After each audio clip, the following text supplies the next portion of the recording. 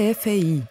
Hoy en Primera Plana, hablando del Brexit, con Luisa Corradini, del diario La Nación en Argentina, con Beatriz Juez, del diario El Mundo, y con la periodista independiente Delia Arrunategui. Sepamos ya quién es nuestro personaje de la semana. Un tipo, desde luego, muy especial. El presidente de la Cámara de los Comunes en Reino Unido, John Bercow, que anunció que no permitirá volver a votar el acuerdo del Brexit si no hay cambios sustanciales en su contenido, lo que parece prácticamente imposible de cara a los próximos días. Bercow se ha convertido en todo un personaje esta semana. Bueno, ya lo era de por sí, lo que pasa que a lo mejor lo hemos descubierto el gran público, no solo por la importancia que ha cobrado su figura en estas votaciones en el Parlamento británico, sino por sus formas. Presten atención. Order. There's a lot of very noisy barracking. Order. What order? The Prime Minister's reply will be heard, and colleagues know that I am happy for the exchanges to take place for as long as is necessary to ensure that they are orderly. Bueno, con lo modélica que ha sido siempre y de referente a la democracia británica, la verdad es que llaman la atención las llamadas al orden de John Bercow. Quizá a Luisa Corradini, que lo conoce muy bien, no le llame tanto la atención. Para nada. Para nada. No, porque Bercow, como todos los británicos, es muy respetuoso de las tradiciones, y yo cada vez que lo escucho actuar o lo veo actuar, me lo imagino con un traje medieval en la corte británica. Y es exactamente eso, es decir, su actitud es medieval y él lo hace a propósito. Bercow es el hijo de un taxista, es un hombre que todo el mundo sabe que es absolutamente anti-Brexit, pero bueno, no lo puede decir. Incluso hace 15 días fue acusado de pasearse con un auto donde decía no hay que salir de la Unión Europea, por favor, otro referendo, y tuvo que explicarse y decir, señores, por favor, este es el auto de mi mujer y mi mujer tiene derecho a pensar lo que se le da la gana.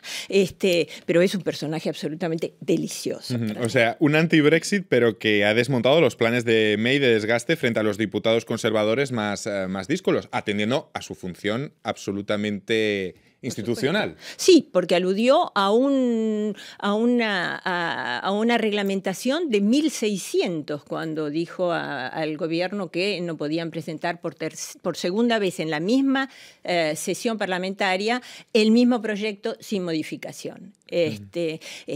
Por supuesto, el gobierno detesta a Bercow porque sabe que tiene un placer malsano en ponerle obstáculos a todo lo que el gobierno quiere hacer. ¿A ti te ha llamado la atención, Beatriz? Sí, creo que me encanta la figura porque además es muy británica, ¿no? Sí. Y además necesitan a alguien que ponga orden un poco en este gallinero que es el Parlamento británico. Necesitan una figura así fuerte porque, no sé, cualquiera de nosotros va ahí y imposible que nos hicieran caso. Entonces yo creo que necesitas un personaje así, fuerte, con humor británico, y también ha quitado un poco de dramatismo a todas estas sesiones y toda esta tensión que hay, ¿no? Porque el hecho, no sé, sus llamadas al orden, pues nos ha devuelto un poco la sonrisa a todos, ¿no? Es que ahora lo estoy viendo desde que Luisa le ha dicho el comentario de que lo imaginaba vestido de la época medieval, me está entrando la risa porque me lo estoy imaginando yo también. Por supuesto, vestido con calzas y con esos pantalones así. A ver, es idéntico, le falta el sombrero así que usaban en esa época.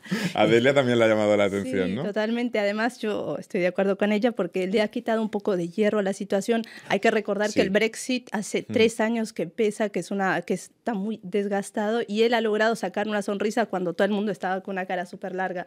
Creo que es entre lo rescatable, se podría decir que es esta figura. La opción de la prórroga larga, la que nos encaminaríamos en caso de que la semana que viene no se pudiera aprobar, conduce a un plan B y a varias consecuencias. La primera es la participación de Reino Unido inexorable en las elecciones. La otra es el futuro político de Theresa May, que Luisa no la da por muerta políticamente, ¿no? Aunque fuéramos a ese plazo largo. No la doy por muerta políticamente, simplemente por una cuestión técnica, porque ella ganó o superó una moción de desconfianza que se presentó en el Parlamento, y según la reglamentación del Parlamento británico, una vez que tú superas esa moción de desconfianza, no se puede volver a poner en tela de juicio la autoridad del primer ministro durante un año. Es decir, que en este caso ella tendría que de motu propio decidir que va a renunciar. No la pueden hacer renunciar. Por eso yo dudo, porque conociendo la personalidad de May, yo creo que resiste a todo. O sea, es admirable. Es absolutamente admirable. Yo me pregunto siempre, independientemente de las consideraciones políticas o ideológicas, ¿quién en su lugar podría haber hecho algo diferente de lo que ella puede hacer? Porque es, perdón por la expresión, pero es una bolsa de gatos, imposible de poner de acuerdo. Entonces, ¿quién podría haber hecho otra cosa? No sé si dentro de esa bolsa de gatos, May para los próximos días puede hacer algo dentro de su propio partido para homogeneizarlo en cierta forma. No sé, yo por ahora, como decía antes, no soy nada optimista de que pueda conseguir convencerle. Si ya en 2 votaciones no lo ha conseguido, una tercera sobre el mismo acuerdo, no creo que vaya a lograrlo. Agitar la bandera de perder el poder con el laborismo. Pero lo que pasa es que del otro lado tenemos a un Jeremy Corbyn, líder de los laboristas, que no es pro-Unión Europea. Delia. Totalmente, ha tenido que modificar sus posiciones varias veces. Muchas veces con muchas incoherencias. Y ese es el problema, no hay una real contraparte. Exacto. Pero Theresa May en este momento está muy asociada a lo que es el trato, el deal. Yo creo que la figura no puede desasociarse del deal. Si el deal no pasa, la figura yo creo que no tiene futuro, la figura política. Es igual como acabe el Brexit porque, vuelvo a lo de antes, las relaciones, parece, en el Reino Unido también van a cambiar en el futuro. Es decir, ¿cómo serán esas relaciones futuras de Londres, por ejemplo, con Edimburgo? Ese es el grave problema. El grave problema es que esas naciones tienen opiniones y sentimientos completamente diferentes. Esto es lo que vimos en el referéndum, que claro. Irlanda y Escocia votaron a favor de quedarse. Exactamente. Entonces ya Cuando ya Escocia votó en su momento quedarse en el Reino Unido para quedarse en la Unión Europea como gran argumento, ¿no? Tal cual. Entonces, ¿qué es lo que va a pasar? Ese es el gravísimo problema de estos, digamos, ese es una de las consecuencias más graves de estos nuevos populismos que llevan a los pueblos a votar muchas veces por razones equivocadas. Esa es una gran lección que el resto de las democracias tendrían que aprender, porque es así. Es decir, los británicos votaron engañados, votaron sobre cosas falsas, votaron sobre premisas que no existían y que 15 días después ya se sabía que habían sido mentiras y falsas. Entonces, ¿cómo hacer? Yo creo que también esto es un proceso prácticamente imposible de prever, porque la gente no se la puede obligar a leer todo un proyecto de constitución, a la gente no se la puede obligar a conocer la letra chica de cada uno de los tratados, la gente no se la puede obligar a adivinar cuál es el objetivo segundo o tercero de un político populista. Durante un tiempo, Bea, se especuló con esa posibilidad del segundo referéndum, cosa que hoy parece muy lejana, ¿no? Que se vuelva a decir a los británicos, oigan, han votado mal, vuelvan a hacerlo como corresponde. Pero que el Parlamento votó la semana pasada en contra también del segundo referéndum. Es decir, votan por y contra cada una de las posibilidades o las opciones que tienen para salir de la Unión Europea. Es realmente una pesadilla. No, y además el segundo referéndum, como tú dices, es decirle a los británicos, habéis votado mal la primera vez, tenéis que votar ahora bien, ¿no? Y claro, no sé tampoco qué saldría de este segundo referéndum. Y además, democráticamente tiene su intríngulis, es decir, celebrar esa posibilidad de plantear un segundo referéndum en lo que se supone la esencia de la democracia, de decirle a la gente, voten bien. Un segundo y ¿por qué no un tercero? Vamos a un segundo y ¿por qué no hacemos otro al final a ver qué es lo que pasa, ¿no? O sea, tendrían que montarlo de tal manera que fuera muy concreto y que quedara muy, muy claro qué es lo que pasaría. Y proponerles, tal vez proponerles a los británicos en un referéndum, en un primer referéndum, es que están de acuerdo con que vayamos a un segundo referendo y enseguida hacer el segundo referendo, sí o no, en función del resultado del primero. Me parece súper interesante lo que ha dicho Luisa respecto de que no se puede hacer un referéndum y obligarle a las personas que estén informadas sobre los detalles legales. Pero lo que yo creo que sí se puede hacer es no hacer un referéndum cuando ha habido una campaña de desinformación por más de 3-4 años y que es claro que hay una opinión política, una opinión popular bastante concisa. Entonces yo creo que eso sí se puede modificar y un ejemplo para toda Europa que ahora que está cayendo en los extremismos. Vamos a abrir en este punto la contraportada del programa. Presten atención. París, Singapur y Hong Kong son las 3 ciudades más caras del mundo según el informe sobre el coste de vida global publicado esta semana por el diario precisamente The Economist. Por primera vez, 3 urbes comparten ese primer puesto en este estudio que analiza los precios de los productos y servicios de 133 ciudades de todo el planeta. Entre los parámetros cualificados, los alimentos, las bebidas, la ropa, el alquiler, los artículos para el hogar y el cuidado personal.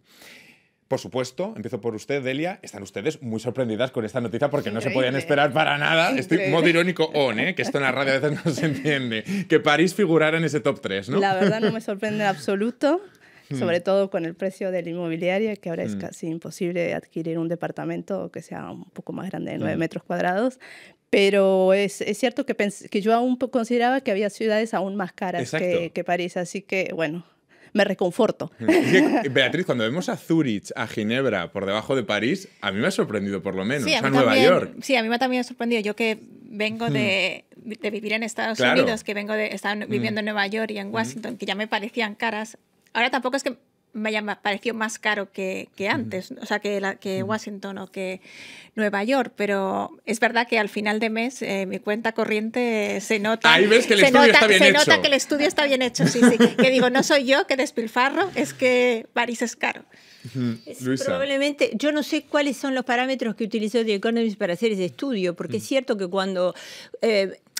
Hay un fenómeno, ya que hablamos del Brexit, hay un fenómeno Brexit. Sí. Hay cantidad de empresas que hace 2 años que están viniendo a París para alquilar todos sus departamentos y viviendas para sus empleados. Y naturalmente en las zonas más caras de París los precios del mercado inmobiliario se han disparado de una manera increíble.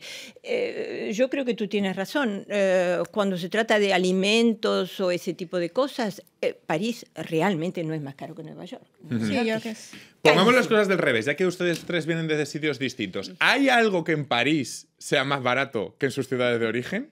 ¿O esta pregunta no tiene ni pies ni cabeza? Sí. Delia, ¿qué sería? A ver, vamos a poner... Yo vengo de Argentina y encontré que acá era más barata la leche. No sé si bueno. Yo no tengo idea, hace 40 años que yo vivo en Francia, o sea que no sé. Pero la verdad es que con la inflación monstruosa que hay en Argentina, 50% en el último año, es imposible imaginar si hay algo más barato o más caro. La última vez que fui hace un año y las cosas me parecieron carísimas. Por ejemplo, el transporte en París no es tan caro como en otras ciudades europeas. En realidad el bono transporte no está... Pero comparado con Madrid sí, ¿no? Comparado con Madrid sí, pero hay otras ciudades más caras. A lo mejor estoy pensando en Escandinavia. No, el transporte es mucho más caro aquí que en Argentina, Sí, eso es verdad. Pero hay otras cosas, como por ejemplo los restaurantes, ese tipo de cosas, que el año pasado a mí me parecían prácticamente el mismo precio que París, teniendo en cuenta que la gente gana 10 veces menos. Pues muchísimas gracias a las 3. Ha sido un placer estar con ustedes hoy hablando de este rompecabezas en el que se ha convertido el Brexit. Y a todos ustedes, hasta la próxima semana aquí en Primera Plana. Gracias.